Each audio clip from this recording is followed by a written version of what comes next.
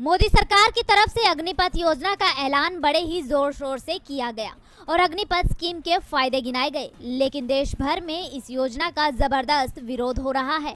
युवाओं का गुस्सा साफ दिख रहा है। विपक्ष भी सरकार की योजना के खिलाफ युवाओं के साथ दिख रहा है। मोदी सरकार दबाव में तो दिख रही है, लेकिन योजना को वापस लेने के लिए अभी तक तैयार नहीं हुई है।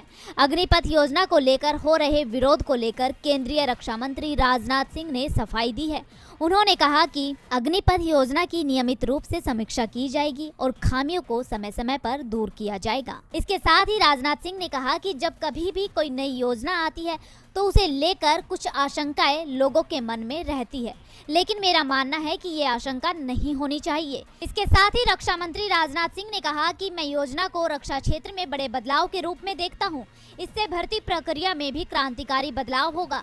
उन्होंने कहा कि अग्निवीरों की सेवा के 4 साल पूरे होने के बाद उनमें से 25% को नियमित किया जाएगा और बाकी 75% के भविष्य को लेकर सवाल उठाए जा रहे हैं, लेकिन वो युवाओं को आश्वस्त करना चाहते हैं कि बाकी बचे 75 के 75% भी यदि बाद में नौकरी करना चाहते हैं तो उनके लिए भी सरकार ने योजना बनाई है।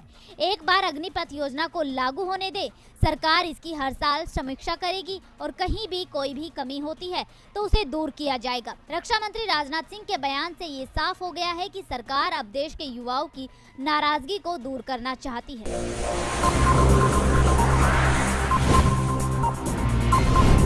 महाराष्ट्र में जारी सियासी घमासान में लगातार नए ट्विस्ट आ रहे हैं।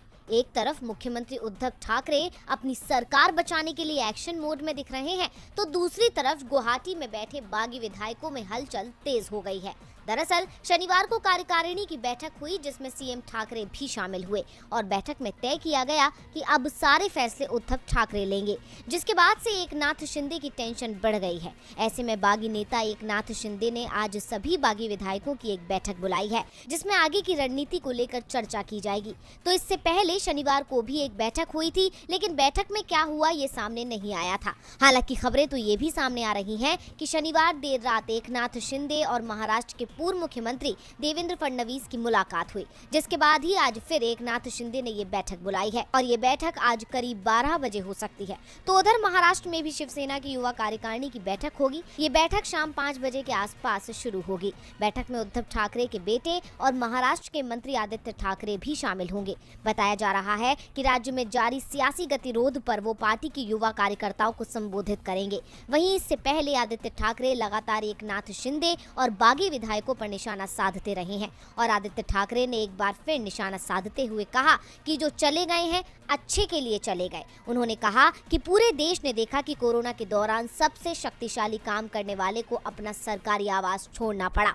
साथ ही कहा कि शिवसेना विधायकों को जबरन गुवाहाटी ले जाया गया है। पूरे सियासी घटनाक्रम को देखते हुए यही लग रहा है कि उद्धव ठाकरे के एक्शन में आने से एकनाथ शिंदे की टेंशन बढ़ चुकी है।